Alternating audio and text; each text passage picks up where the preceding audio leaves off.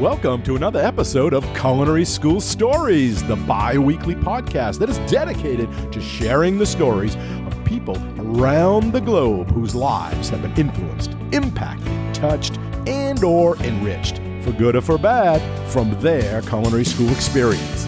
Hi, my name is Colin Roach, and I'm your host. Thanks for joining us today. You are an important part of this show, where we ask the question, what's your culinary school story? So now, without any further delay, let's meet today's guest. So my guest today is Jacob Anguiano, and I was so excited to have you on the show. It's a real pleasure, and I want to start out by saying welcome. Thanks for being here. Thank you. I'm happy to be here. It's a real honor. I was excited when you asked me to be on. Oh, great. Well, this is all about the culinary school story, so I know you have a good one you'll be able to share with us. So let's start right out with our first question. Why did you go to culinary school? Why did you pick that? Where'd the passion come from? Where did you get that desire to say, I got to go to school. I got to learn this stuff? Well, that's an interesting story in and of itself. So at first, I really had no desire to cook, to be honest with you. I was mulling around ideas of being a vet, maybe a doctor. I don't really like blood that much, so maybe that won't really work. Maybe being a historian. My mom said, hell no, how are you going to make money?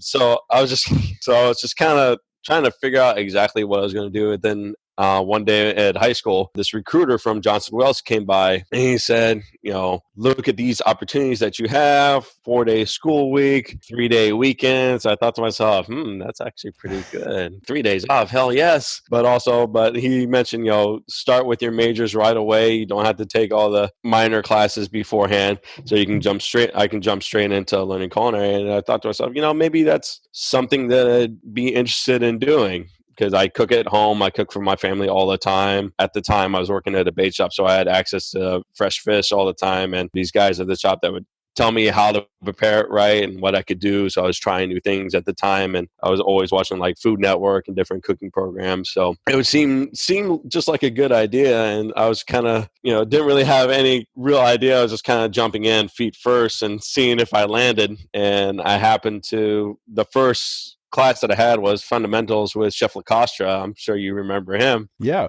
Before you go into that though, you went to Johnson and Wales in North Miami. Why did you pick that campus? Why did you not go, did you look at any other schools or any other campuses, or was it just, that was the one? Well, I didn't really look at too many other schools. I think maybe briefly, but to me, Johnson and Wales, I like how they set things up. I like the professionalism of it.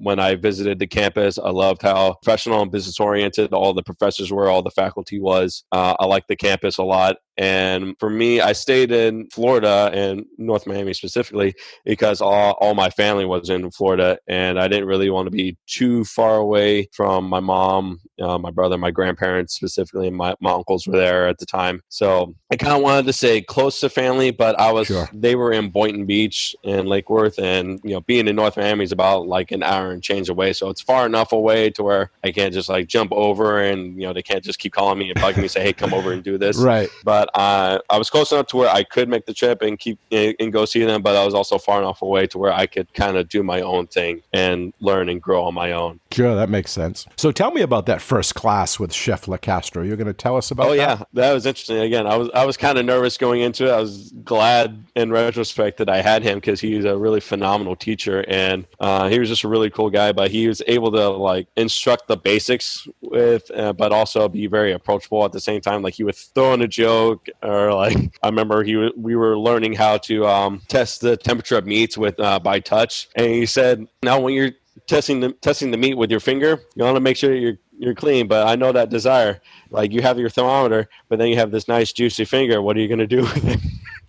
So I always enjoyed his comedy. So it was really cool. But going through that class and just learning the basics, like how to cook an egg, how to cook chicken, proper temperature of steak and meats and different cuts. And, I was focused on just trying to absorb as much as I could and trying to just do it the best that I could because I'm there. And once I put on that uniform and I sat in class, it kind of clicked in my brain. All right, I'm fully invested into this now. I have to bring the same work ethic that I've had, or even better, and that's always been instilled in me. So I have to approach this with 100%, if not more, to be able to make this work. Because to me, in my mentality, a lot of my family and people that have taught me over the years, that failure's never been an option shown. I always have to attack everything as if I need to succeed. And apparently that came through, because one of the last days in that class, he pulled me aside and said, I see all the work that you're doing, and I think you have a really great future in this. I just want you to know that you're doing a great job, and I want you to keep up that work. And to me, that was just amazing, because I had never done any of this before. I was just,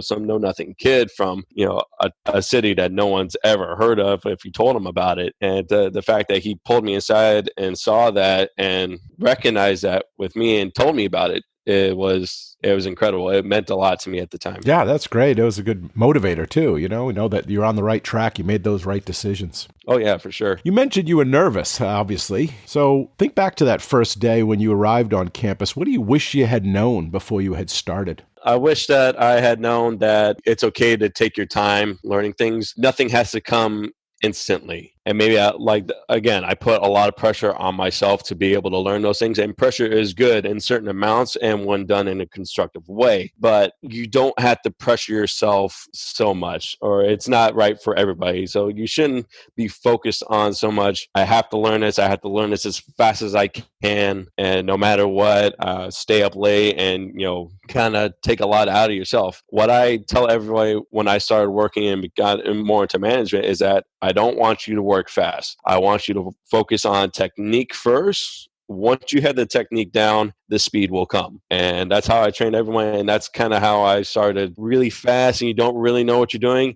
That's when people get hurt. And that happens a lot in our industry, as I'm sure you know. It still even happened with me, just in lapse of thought and focus. And those are never fun. So I always tell people focus on technique first, then speed. So Great. That's one of the things I would definitely tell people who are going in. Don't worry if you're not getting it right away, because learning takes time and everyone learns different. Awesome. So where are you now? You're tell us a little bit what happens after graduation. Tell us your path. Where from school to where you are now. All right. So during school, I was working at a catering company in Miami, and they were cool. I was able to do a lot of different things with them, a lot of different techniques. They did a lot of molecular gastronomy. So that was fun, cool to learn. Obviously, there's a lot of Latin flavors down in Miami. So learning that and kind of adding that to my repertoire. After graduating from school, I moved back up north to Boynton and was kind of looking for work around there and kind of where I was going to get into, and interviewing at a lot of different places. And I think that's another thing that too, once you come out of culinary school, if you don't really know better, you think, all right, I'm going to get the chef position right away. I'm going to start running the kitchen. I have all these ideas. And sad to say, that is not how it works.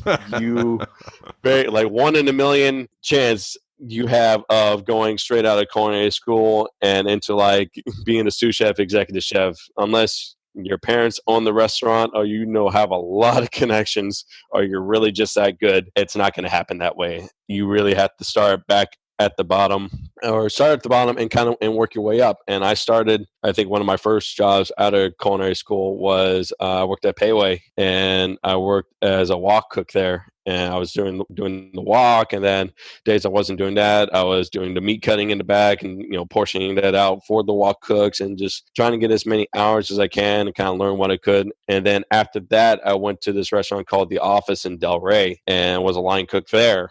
And that's a whole different setup, whole different menu, different ingredients, different flavors. So learning that and growing, and I became really good friends with the sous chef who was there at the time. And I was there for about a year. And for me, going from place to place, I always attacked it of total commitment of like, I have to give this place everything I have. And that's another thing that I would tell people that are wanting to get into this industry is be devoted to what you do, but you have to leave time for yourself, because this industry can kind of take away a lot from personal life and from family. So you have to be able to balance that very well, because we have long hours. We work mornings, nights, all major holidays, and it can be a lot sometimes. It wasn't until very recently that I was actually able to have a Thanksgiving or a Christmas with my family. So, yeah, people have to keep that in mind. And like, I'm sure you can attest that it can be tough at times, and saying like, why aren't you here? I have to work, and there's no one else that can do the job. So going from place to place. And then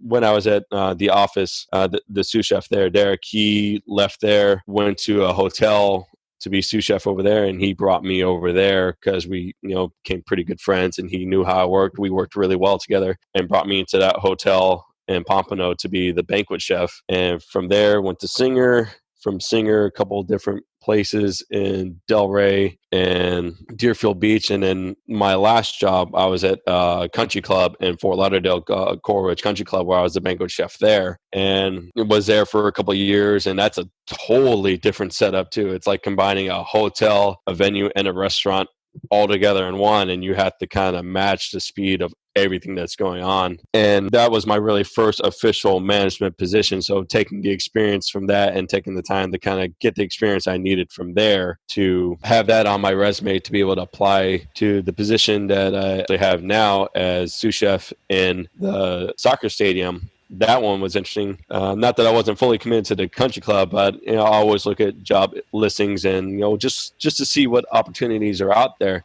And I saw that they were advertising for a sous chef there. So I was saying, I've been at the country club 2 years. Let me just apply here and just see what happens.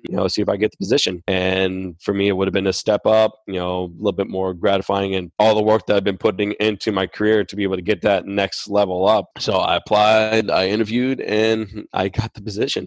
That's good. I look at it like, going back to what you were saying, but you're not going to be a chef when you come out, because I look at it like medical school. You do your rotations, you do your medical school, and then you got to go out and do your residency. Right, you got to go out and still learn it in the industry, and then you work your way up, and then you become the doctor that can go set up their own practice. So how long was it for you from leaving culinary school till you got that management level sous chef, that administrative type job? How many years was it for you? Well, getting to the sous chef position was about 10 years. That's about industry standard. 10 years of long days, long hours, but it can be Yeah. it can be frustrating sometimes because you see classmates or people that you still keep in touch with or you keep tabs of, and you see them going way ahead faster than you are, and then others that you say that I haven't really done much. But mostly the ones that you see that are going farther ahead, either because the amount of time and effort that they put into the people that they knew, that they happened to open the door for them and they kind of accelerated that way. It can be kind of jarring sometimes if you compare yourself to everyone else's success. You have to kind of look at your own situation as very unique, because I think that's the thing is like expectation versus reality. You expect to, as you come out of culinary school, your own Food Network, your own restaurant, that one leads into 6 others, and you're traveling all across the world. That's not reality. Not saying that people have not been able to do that, but it takes a massive amount of time, work, and effort, planning, and just the amounts of experience and knowledge that you're able to cultivate over years of work leads to that, not just straight out of the gate. Mm-hmm. And some of them might even bring in experience into culinary school. Like you said, they may have had a family restaurant or already been in the industry, so they take that with them. So that might give them a little bit of a leg up, but it's still, you got to put that time in, you mentioned. It takes a lot of time. So you've been in the industry a while now. What's one common myth about the industry, about the profession, about kitchens that you want to debunk? That we eat all the time.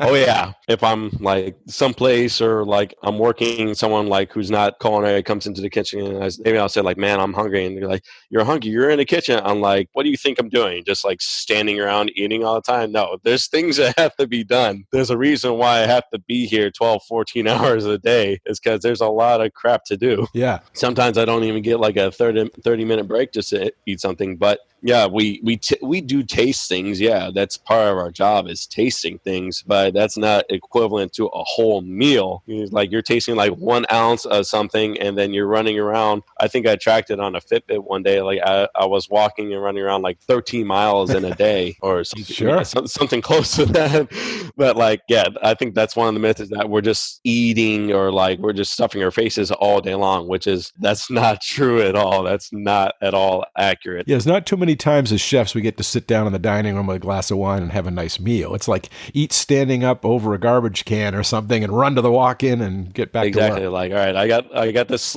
I stole this slider. Let me scarf it down in like 2 seconds before the chef sees, and then get back to what I was doing. Yeah. Who are the three people who have been the most influential to you? Could be, family, could be professional, personal, could be in your schools. It could be, anything that you want to talk about there. Who was the three most influential people to you? Well, to start off, I believe like career-wise, or at least in terms of just cooking skill, Jacques Pepin has always been very influential to me. He's been very inspiring to me, I should say, just because I love the way that he cooks. It's very, very simple yet very elegant. I think that this leads back into another misconception that you have to throw a lot of different things and components and spices. You have to have like 1,000 ingredients into a dish for it to be good, but that's very far from the truth. You can make things super complicated, but he always made things that were so simple but so beautiful and just so elegant and just wonderful to look at, to eat, to taste. They were simple but elegant, and that's a lot of what I strive to do with my cooking as well. Another person who was very influential to me was my grandfather. He is one of the hardest working men that I've ever seen. He's retired now. He's been retired for a while, but he just always had such a strong work ethic and just a great person. He always tried to do the right thing, treat his family right, take care of his family. He was also a very funny man. Like he and I would joke constantly, or he would, ask me something and just see if I would laugh at it. My grandfather's from Titusville, Florida, so up towards northern Florida. So he's another one. He influenced my cooking, some of my love for cooking as well, because he would always cook. He would make fresh made cornbread, or he would bake bread, and he would make stewed vegetables that were to die for, and split pea soup. Split pea soup is great. That's where I got a lot of my love for Southern cooking, is from him, because I grew up eating it quite a lot. And so like when he would make fresh made cornbread in his cast iron skillet, it was the best thing ever. Cornbread with a little slab of butter on it. It was great. Nice crispy crust on it, light and warm and fluffy in the middle. And that split pea soup and just had that wonderful smooth texture to it and that little bit of salt to it. I'm thinking about it right now. I'm like, you're ready to cook some. Oh man. He would make this wonderful stewed veg. It was like onions and yellow squash and some tomatoes, and they were just stewed down. He wouldn't add anything else to it. They were just vegetables and like a little bit of salt and pepper, and he just slow stewed them down and then until they were just all the flavors were nice and happy. Those are the only ways that I would eat it and I would enjoy it. Good. Did you have a third? The third person was my mom, for sure. She was a single mother with me and my brother, and so she would work 2, sometimes 3 jobs just to be able to support us. And that amount of work that she did was never lost on me. So I saw that, and like the second that I was able to work to help her out, I did. So I started working when I was around, I think I was 14 or 15. It was the middle of high school, and so I started working in the bake shop. And I think that's how we were talking about earlier. One of the things that kind of led me into culinary is I worked at this bait shop for a really long time, and the guys that worked there and guys that would come in and that were fishing, they would sometimes give us fresh fish. So I would ask them how to cook this, and so I would cook dinner for my mom and me and my brother all the time. I was kind of in charge of cooking dinner all the time. So I would try new things, fish and like a rice pilaf or potatoes and beef. Pot roast is a big thing with us. I love pot roast. So trying all these different recipes and different, things for dinner all the time kind of led from it being necessity into a passion. So that's where mine kind of grew out of. Was she a big supporter and your family a big supporter of you going to culinary school? Oh yeah, they were totally supportive, especially once I started and I showed them, hey, I'm actually really starting to get pretty good at this. They supported me from day one 100% and said this is what I wanted to be, and I kind of owed it to them to do the best that I could to be able to go as far as I could to be able to pay them back for supporting me as that. And again, like with her work ethic, working that much to be able to do what she needed to do to provide for her sons, I really appreciated that. And she's one of the strongest women that I know in this world. Good. Let me take you back to school. What was your best class and what was your worst class? as far as the best class, there's so many good ones that I look back with really fond memories, just because of what I learned and the people that were teaching me. That would be a very, very long discussion. So I'll just give you the highlights. I love Chef Marsala, Dixie Marsala. She was great. Learned dining room with her, and I also had Peridou as one of my as dining room, and also meat cutting. I had him with, and just learning how to break down the different animals, a cow, a pig, poultry, was really great. Learning it from him, from this wonderful French chef, which basically they're the ones that invented our modern day cooking. So learning from Peridou was great, and again, he had a wonderful sense of humor, just throwing in comedy and humor in there as we were learning. So for me personally, I learn better when it's a little bit more relaxed like that. So I was like, all right, this is how you do it. This is how you do it. You have this chicken quack quack that you need to cut up. So he would say that all the time. It was great. Well, humor helps pass the time a little quicker as well. Oh, for sure. And it kind of helps loosen people up that maybe they are a bit nervous or feeling a bit strict. Crack a joke here and there, kind of loosens people up. Say, all right, doesn't have to be so serious. This can be fun. This can be something that I want to learn. Chef Connors and his enology class and his craft beer class, those are great. He has a wonderful amount of knowledge that he passes on to, and he had so many different people from different vineyards to come in and talk and show us their wine or their champagne, how they make it the way they do, the history behind it. I really enjoyed learning all of that. Let's see, Chef LaCosta for sure. Like his fundamentals class, just fundamental skills that I need to just build and grow on.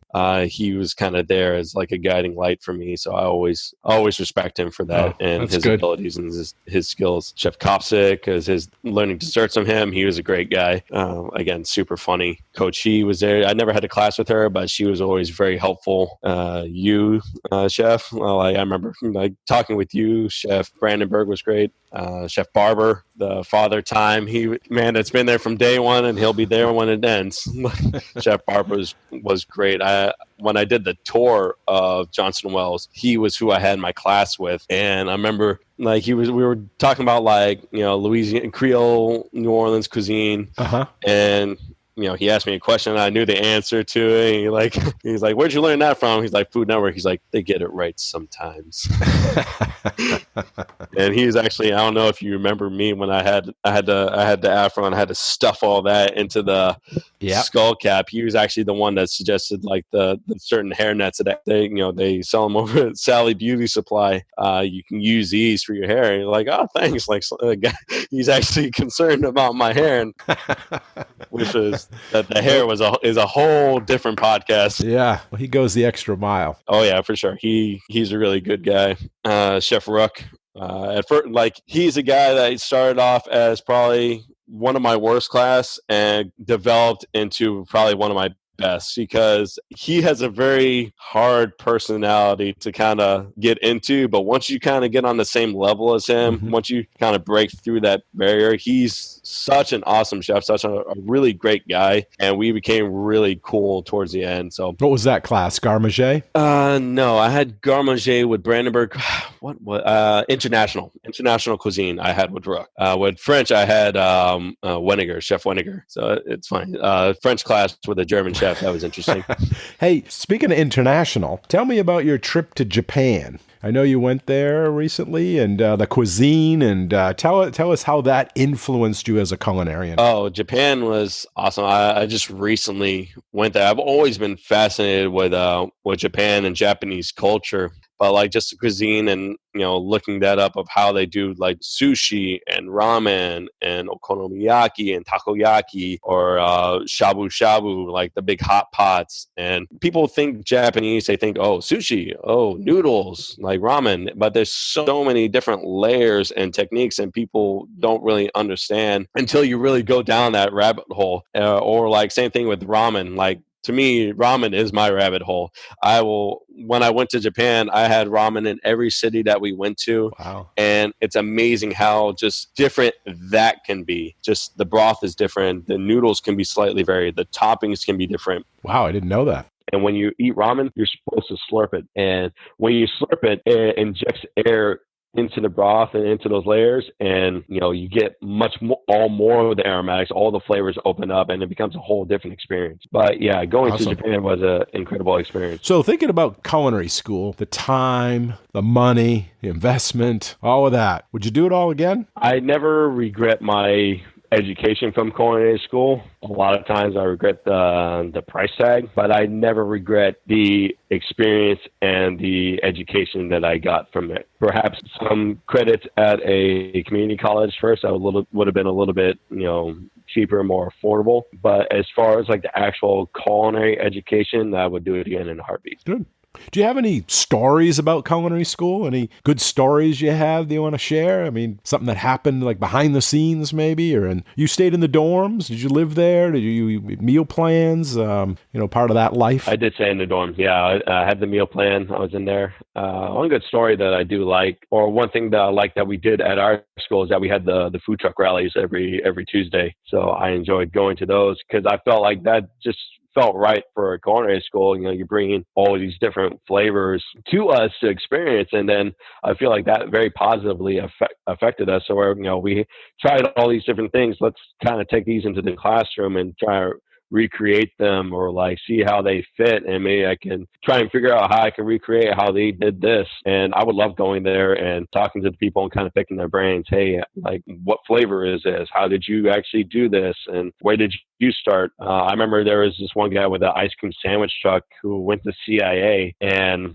I asked him, like, he told me that, and I asked him, like, what are you doing here making ice cream sandwiches? You went to like places like the military of culinary schools that like pumps out like these highly trained chefs. And he's like, I just, I went there, I did it, and this is what I wanted to do. This is how I was able to do my own flavors, express my passion and kind of just do my own thing. And I really respected that. And there was an Indian cart. They had all these really great flavors. I had like these fried rice balls, and they had made like this yogurt sauce that was really cool. And I loved them so much. Anytime that anyone was like walking by, like, hey, you got to try this. And so they used to start giving me free food because like, hey, I loved it.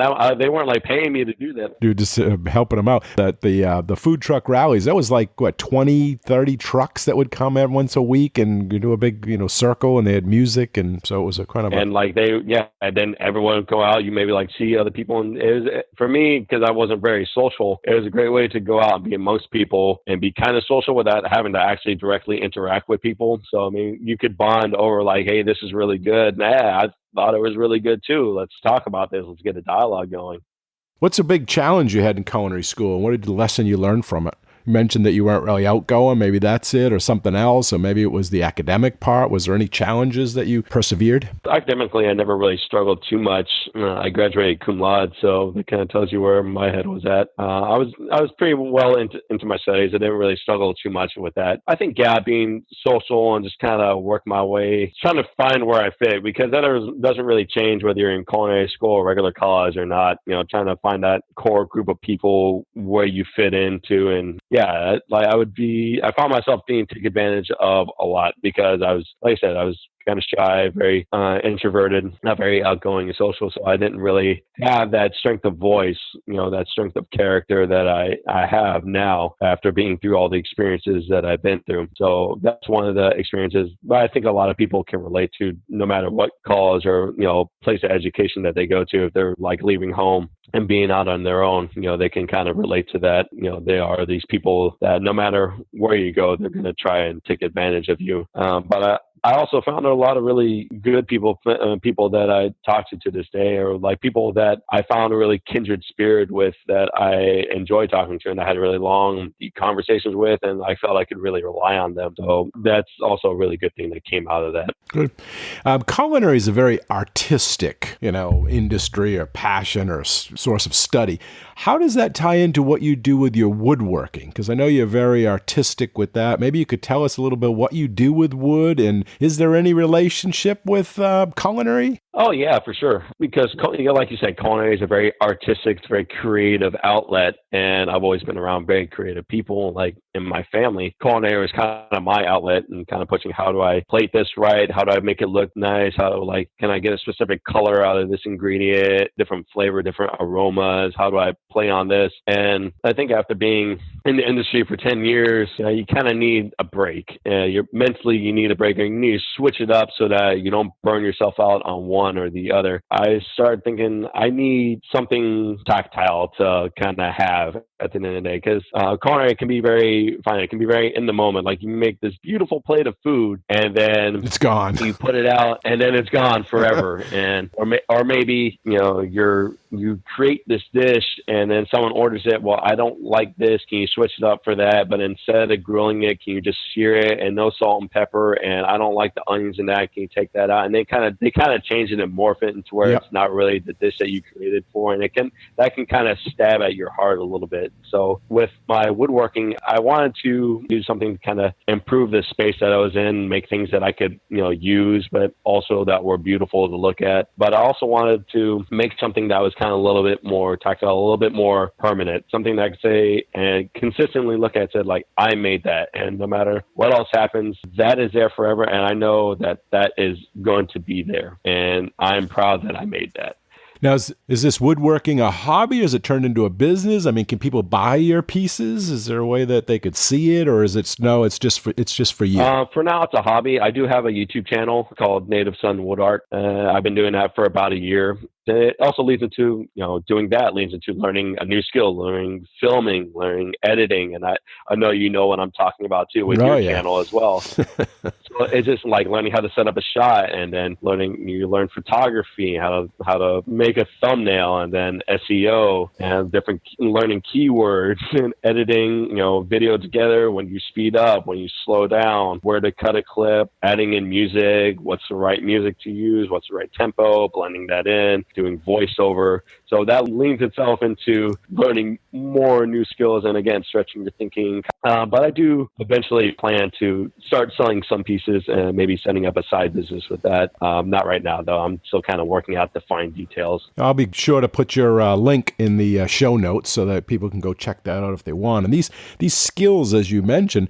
are modern day skills that even culinary students today need to have. I teach a class currently that's called Media Skills for the Culinary Student. And in there, we teach, YouTube, and we teach blogs, and we teach how to podcast. And as you mentioned, I do have a YouTube channel, and I show them that. I use that as a way of learning for the students as well, and I'll link those. But social media is such a big part of everybody today that if you own a restaurant, you own a food truck, you own a bakery, you need to have those skills to be able to just be succeful in business. Agreed, and it's just successful in the modern day age because so many things run off social media. Yeah. Well, as we come to the end of this, and before we do a wrap-up, is there anything that I should have asked that I didn't, or is there anything that you would like to share, last-minute advice, something you'd like to say to the listeners?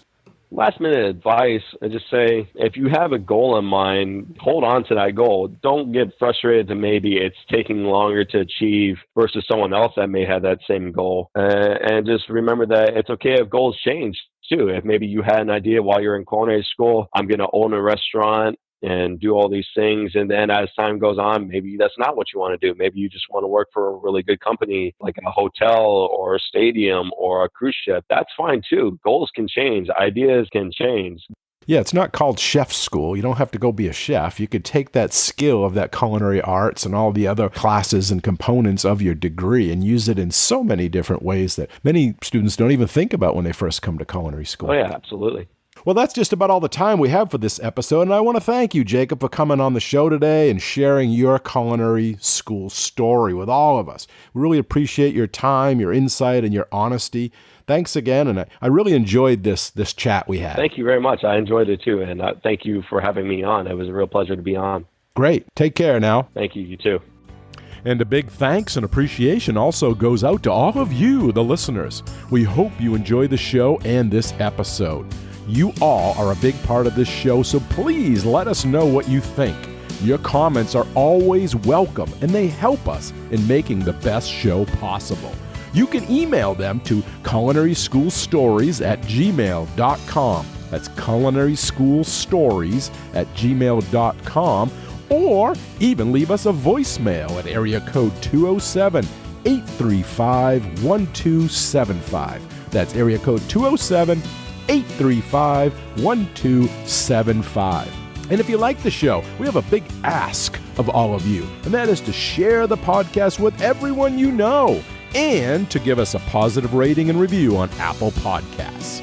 Okay, until our next Culinary School Story, take care and be well. Bye-bye.